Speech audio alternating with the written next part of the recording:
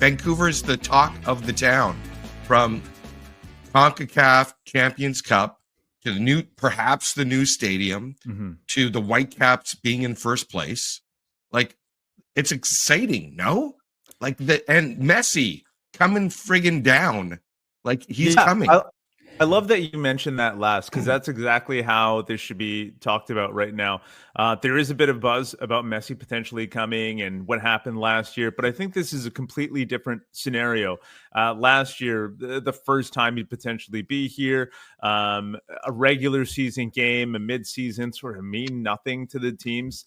This is very different. And if he doesn't show up, to Amy's point, if he doesn't, like, we're celebrating, right? Like, you have to be happy as a Whitecaps fan if the best player in the league isn't playing a game. Like, this is what the stakes are now at this point. Like, this is, a couple games away from reaching the final of the biggest competition we have in this region. So yeah, sure, Messi, you want to see him, but at the same time, you want to progress in this tournament, in this competition. I think that's the most important thing. Without talking about that specifically, Jesper Sorensen said that, it's great that we're playing Messi, or we're playing Inter Miami rather, but we have a job to do here. And it's all about winning this competition. I think that with the way the Whitecaps are playing right now in the league, in the CONCACAF Champions Cup, they have to feel like they've got a shot here, right? Taking down the Mexican teams in Mexico, getting it done when they need to. So, yeah, I think the confidence is high right now, and just a couple games away from reaching a final, potentially winning this thing that I don't think anybody suspected. Coming into the season, everyone was predicting this team to finish in the bottom half of the MLS Western Conference, like just the Western Conference bottom half. And here they are progressing like into the semifinal of the CONCACAF Champions Cup. So, this team's exceeding everyone's expectations, and it's just so much fun to watch. And I can't stop saying that, because every time you watch them, you think, maybe the luck's run out, or someone else steps up, something happens, they get it done. And that match on Wednesday was another example of it. I don't know if we've heard so much enthusiasm ever on Footy Prime. No, come on. I did mention that I had some notes actually that I wanted to. Well, one in particular, because I thought this was a bit of a, I don't know if it was like a backhanded compliment, but Wonger, you said something yesterday that kind of struck a nerve. So I'm going to call you out on it. Yeah, please. You guys were talking about the great ambiance and all the places, and then just the atmosphere at stadiums being the importance, not necessarily these big glamorous things. And then you had this comment, you said, whether it's a beautiful day or a rainy day in Vancouver, like, what was with the rainy day in Vancouver? Like, so unnecessary. Like, where did that come from? You just said whether it's a beautiful day or a rainy day, and then just stopped. So I had a girlfriend in Vancouver, Asa, and it was literally about how our relationship died in the rain of Vancouver in February. And so it brought me back. That's all. So I apologize to anyone from Vancouver who's hurt by my comments. I feel like we caught a stray there for no reason. It was just a drive-by. It was seriously just a drive-by. Like, all these great places, and the atmosphere in Empire was amazing, whether it's a beautiful day in Toronto or a rainy day in Vancouver. Well, Asa, tell me about one of the things I noticed, and people are already commenting on it, are the tickets are already selling out. I mean, what's the day of the game? Because you were going to talk about, you mentioned, they like in our dark web, you and I, you said, they just announced the tickets and the day of the matches. What's going on in Vancouver that way? You're talking about the Miami match? Yeah. Yeah, April 24th. So it's Thursday, April 24th. The first leg at BC Place. They open up the upper bowl, so I anticipate it's going to be sold out. It's going to be packed.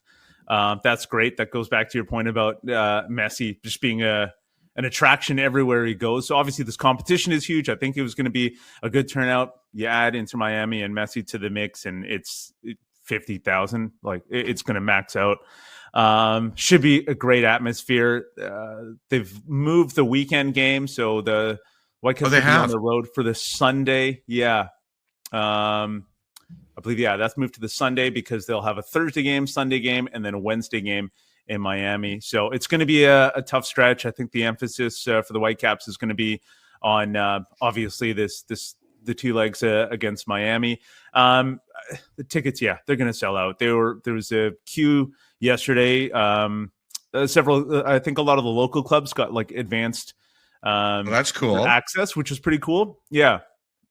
But even that process, I was having a tough time to get through. It was tougher than Taylor Swift. Honestly, like I've got 2 daughters, so we were in those queues, and that thing felt like it was moving. This was really tough to get. So I imagine, the tickets are going to be in high demand for this one. High stress environment over there is the dad, Asa Rehman. Okay? Managing all these queues and also expectations at the same time. 8 computers going with Ticketmaster on all of them. Yeah. Maybe, but listen, is there any doubt in your mind with the way that Sorensen and the Whitecaps have managed league play and the CCC? They've done it brilliantly. So, you're talking about the Thursday at BC Place and then the Sunday fixture and then the following Wednesday in Miami, coupled in with the travel. Like, is there any doubt in your mind that they'll continue to manage it brilliantly? I think the quickest way to answer this is that all the players have stepped up. You've had so many players kind of produce at a high level that it's helped the rotation. So it's a little bit easier to manage when whoever you're putting in there is performing so well. Because someone else is asking me about like how he's going to handle the game this weekend against Austin, and sure they'll rotate a bit, but you're getting such high production from so many players. I think JC Ngannou is sort of the example I use for this, because I don't think anyone really envisioned what he was going to do this year, or really, registering meaningful minutes, let alone starting minutes and then contributing the way he's been. So that would have been maybe your rotational player, your player that like, we'll throw him in here, but he's a starter. Like he's proven that he's like one of the top, like most influential players on this team this year with the way he kind of handles the ball in the middle of the park. So you're getting high production from so many players. It helps with the rotation. Ralph Priso, I think, has done a great job as well, filling in for Andres Cubas. So, I think the emphasis will be on these the Miami matches. Now it shifts to the CONCACAF Champions Cup, similar to what you see in other competitions. Early on you might rotate a little bit more, but the further you go in these competitions, the more you emphasize that, and then the stronger lineups you have for that. So the best 11 is going to play in those Miami games. And fortunately for the Caps, they have a bit of a cushion in the league as well, sitting top in the league, 16 points through 7 games, their best ever start in MLS. So that allows them to rotate a little bit more in their lineup. But at the same time, like you have players like Tate Johnson playing incredibly well as a 19-year-old. No one saw that coming. So what's the rotation? Who's the guy that's rotating? Is it Tate playing, or is it, I guess, Sam Adekubi when he's healthy, right? Like you just have that many starters right now on this Whitecaps team. Is there any word on Sam Adekubi and his recovery? Like how close is he to coming back? Yeah, he's closer than Ryan Gauld. He's been training with the team, although this week has been a little bit trickier with the travel and everything. But he's back practicing with the first team. So I think Sam is closer. I don't know about a status for the match on the weekend, but he's, I think, much closer, and hopefully he's available soon. But they have a couple of other players there that might be out for a little bit. Jaden Nelson dealing with a hamstring injury. Matthias Laborda, who was another player that just kind of jumped off the page from the start of the season. Didn't envision him being such an integral part of this team, but Laborda's been incredible. So they've some other players that are dealing with injuries right now, and then Ryan Gauld's the big one. I imagine that he's eyeing that April 24th. So it's a right knee capsule sprain, something or other. Yeah, it's a knee injury. Haven't seen him since the injury, so I haven't really seen him at training or anything. So at the bars, you mean at the bars or at the pubs? I gotta locate this guy, see how he's doing. Hope he's doing well. And hopefully he's available for those games against Miami. Sorry, go Greg. I was just going to ask about equally as exciting as the news about the potential new stadium. Is there any stock in that? What have you heard? And obviously, this great run in the CONCACAF Champions Cup is awesome, but if they were to lose the team, that's about as disappointing as it gets. So how good is this news? It's so exciting, right? So it was nice to learn a little bit more about this. I heard rumblings about this for the past couple of months. And this was all kind of rumor mill stuff that, weren't so sure like how much to believe, but it was nice to kind of get the confirmation from the club because I love it. It's like 4 blocks away from me. So if that happens, I'm all in. And, just the fact that it's, it would potentially be would be a soccer specific stadium in an area where, the Canucks used to play. It's it kind of used to be the hub. Empire was there obviously, and there's just so much potential in the area. I think it's really exciting. But yeah, from an ownership standpoint, I think that it's more encouraging to think that the team is actually going to stay here. I think for a while there was real concern that there wasn't enough reason for the next ownership group to be interested in this team if they were going to be playing out of BC Place and not owning and not getting enough revenue from that setup. So this gives you a lot of hope that the team would be staying. I think that's the most exciting part about all of this because it was a little bit tough. And I think one of the first podcasts we had earlier this season, we talked about how if the Whitecaps weren't doing well, the focus was going to be on the sale of this team. They've been doing incredibly well, and it's still sort of in the back of your mind, oh no, what's going to happen to this team because they're so fun to watch right now. So this is this bit of exciting news that fans are loving, and still I think we're we've got a long way to go, but at least this leads you to believe that there could be some local investment, local ownership that wants to keep this team here, and that would be great, obviously, for the city. When Canada's men's team was qualifying for the World Cup for 2022, Craig and I and JC and Sharms were following them and showing up at the matches, and there were like 6 people in the press box. Have you seen an increase in media coverage? Just like all of a sudden people are talking about the Caps all of a sudden more. Yes, I think slightly more. And then it's hard right now because the Miami thing has flipped things. And the stadium announcement, right? Because then you definitely have more of general news interest. So I've noticed that over the last couple weeks. But that's more to do with the stadium and now Inter Miami and Lionel Messi.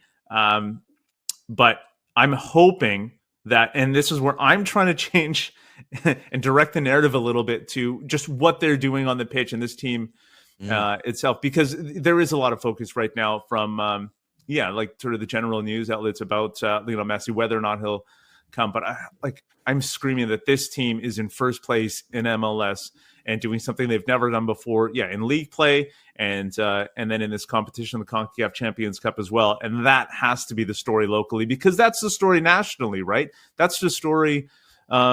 In the U.S. as well, they're kind of looking at this team and seeing we got it all wrong. So that has to be the story here as well. So I'm hoping that people start to come around to that and through this experience, see this team, see how great they are, and then really get some buzz going, especially if they can have a big game and beat Miami on April 24th. The MLS on Apple people. Someone just shared that again, and the highest. And here's kudos to you, Asa. You had them picked as a playoff team. I remember I put you on the spot. Kudos, I had them 8th.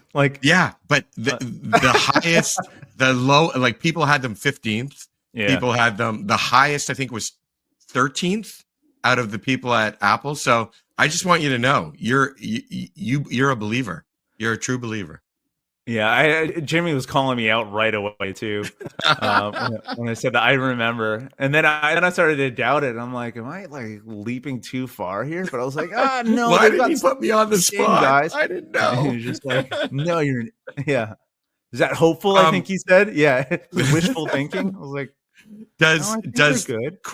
Craig and Asa, does the chat and the conversation around the stadium mean that Whitecaps will basically be there for good? Is that what this means? Well, it's certainly a good sign, Wonger. Okay. I don't think there's any guarantees, like Asa says, at this point in time, but it's a really good sign, because that's a worry, certainly for myself. I think a lot of Vancouver fans are worrying that they would lose the franchise and it would actually move to the States, and that would be just absolutely crushing for Canadian soccer right across the board. Yeah. No, I agree. It's an encouraging sign, at least, right? Like, I think for so long there was just too many reasons for them to leave.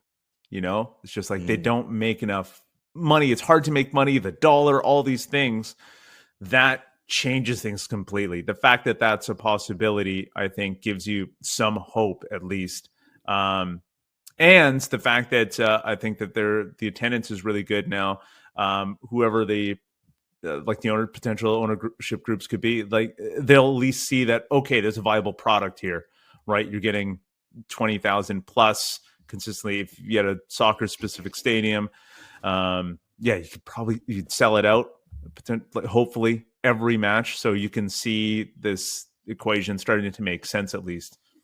But you know what else changes everything? Success. Yeah. Right? So like this team's surprise, Sorensen has come in and delivered on what he was hired to do. That was to make them a true contender, not only in the West, but in MLS.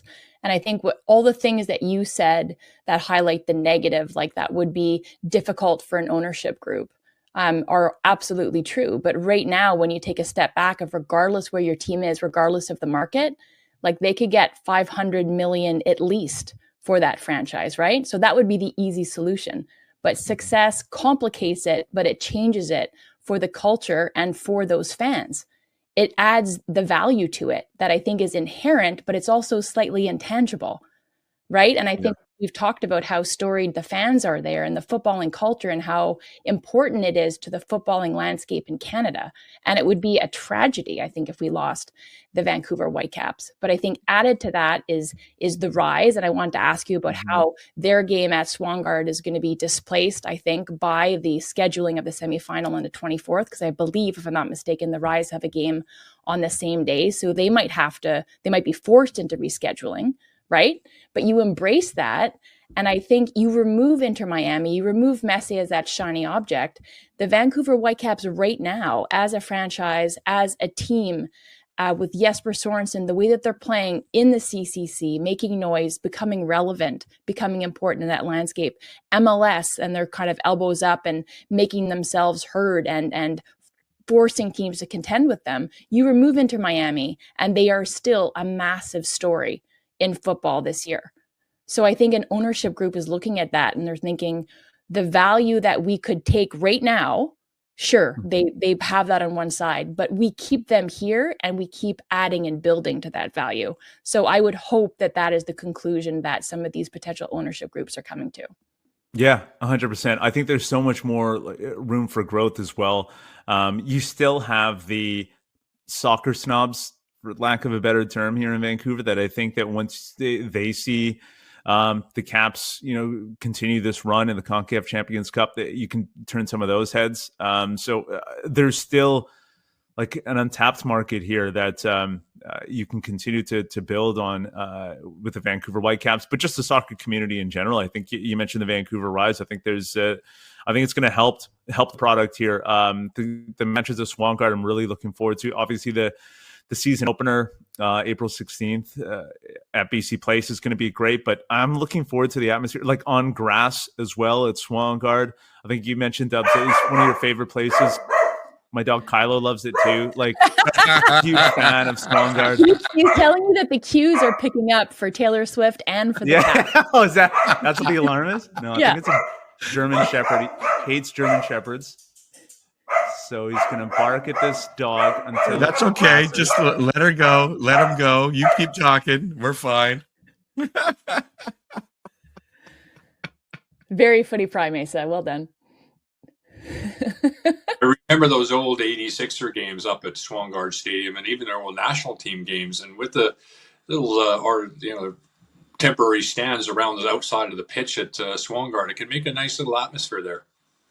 Well, what are you looking for? Are you looking for the kind of, and I don't want anyone to get mad, but are you looking for like the BMO, the CF Montreal, 18 to 25,000, always full, and people treating it as instead of, look, I've been at the BC Dome, what's it called now? Rogers Place? BC Place? Is that what it is? Yes. BC Place. I'm sorry, BC Place. Right. I've been there.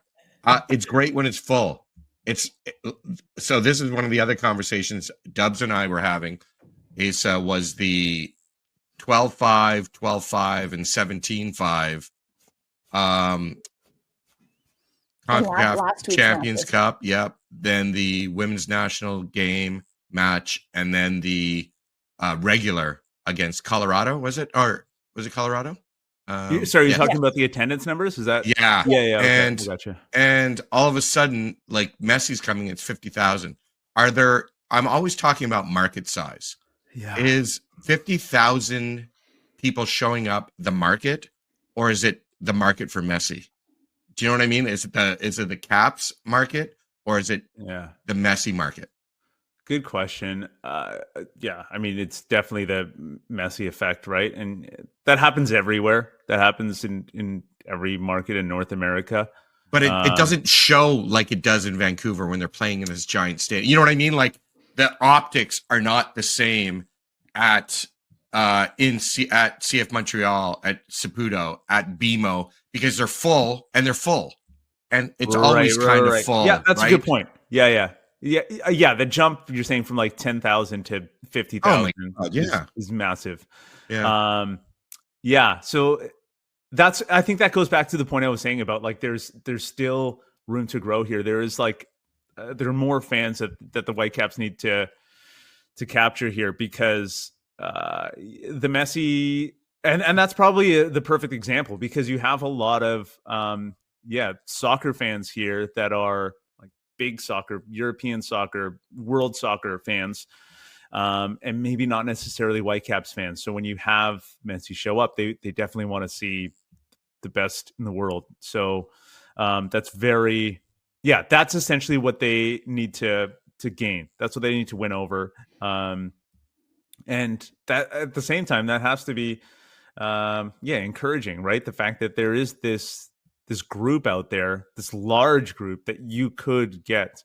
But right now, for whatever reason, they're not getting him. And it's tricky during the season, I guess, at this stage. Sometimes you'll go up against Canucks games or whatever it is midweek. Like there's always the excuse for why you had only 7,000 at a game on a Wednesday. They have to figure it out. But part of it's marketing. I don't know, telling the stories, I think, is a big part of it as well. Just kind of getting these messages out there.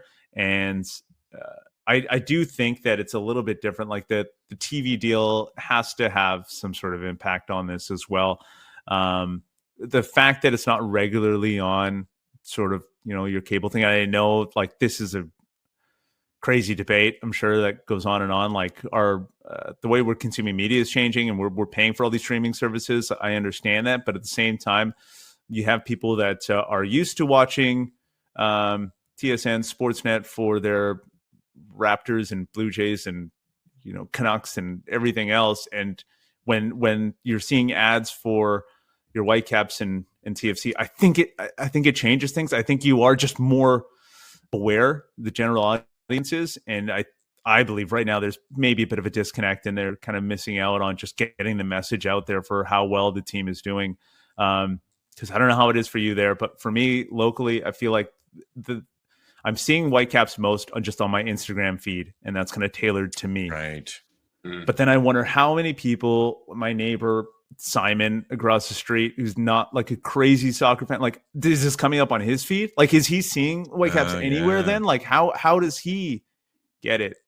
And that's, I think, maybe part of the concern of the issue here. I don't know Simon, but I'm terrified to look at his algorithm. He's like, I don't want to see behind that curtain. And they say, my name is Simon, and the things I draw come true. I want to zip back to the Rise because April 16th, correct? Dubs will be there. She's actually calling the match. Mm-hmm.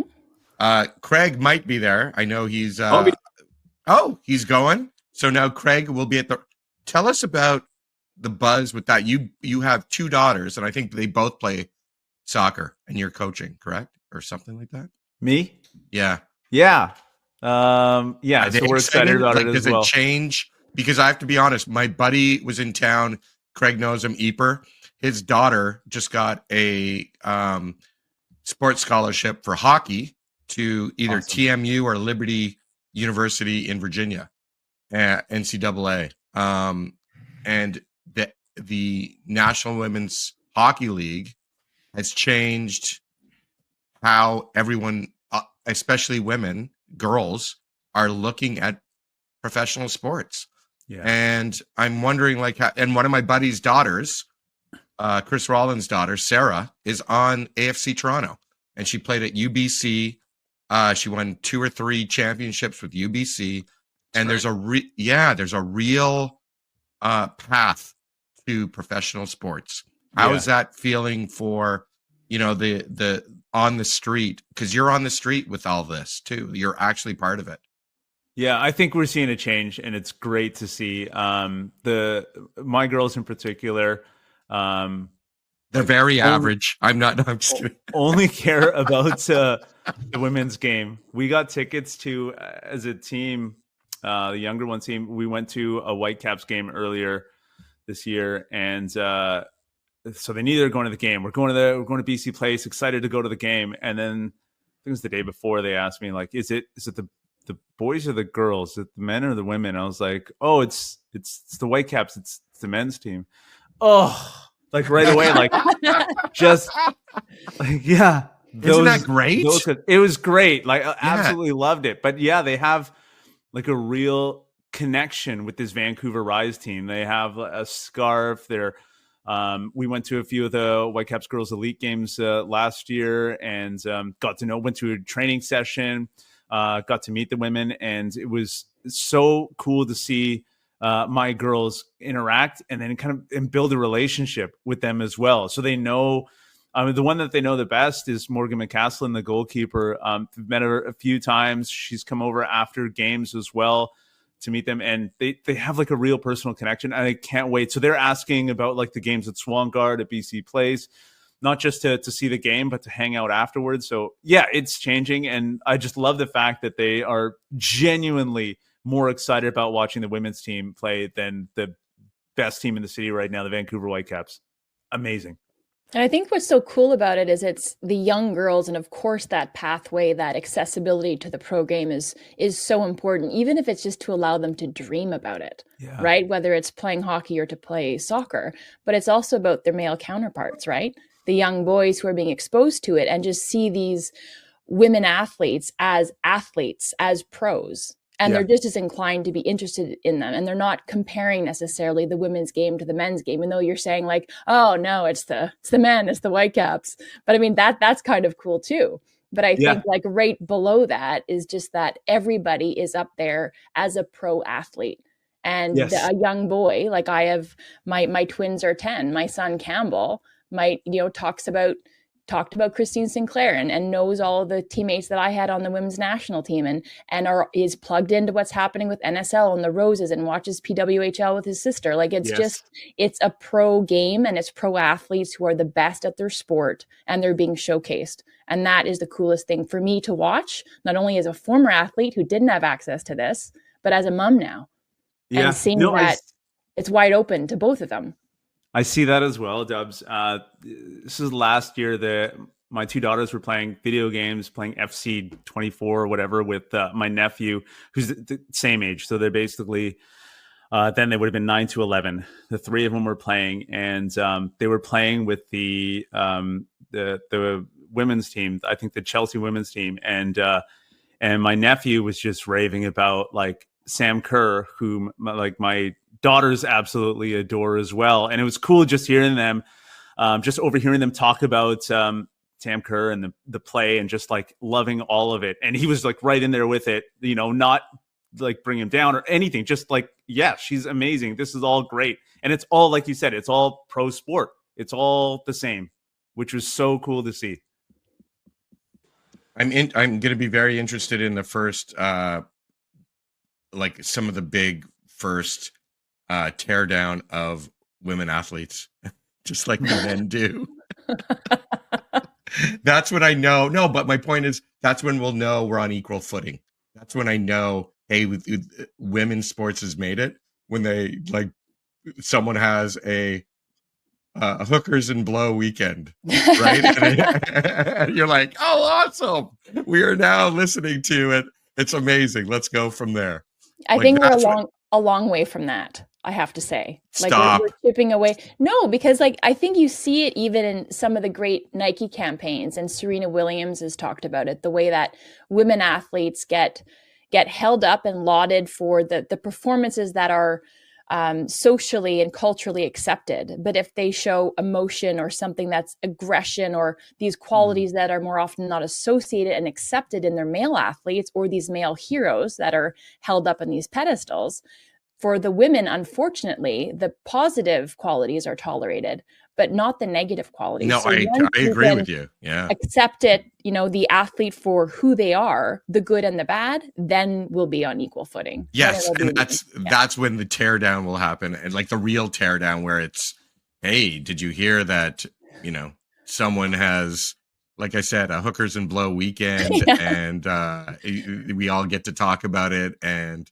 they're showing their abs too much and that kind of thing. So that's, and then they'll still get offered a contract in the next window. Yes. Yeah, that's right. Yes. And that's what I feel like true equality when we have all of that. When let's wait for that, Dubs. But we have a really important question for Asa before we move on to something else, Wonger.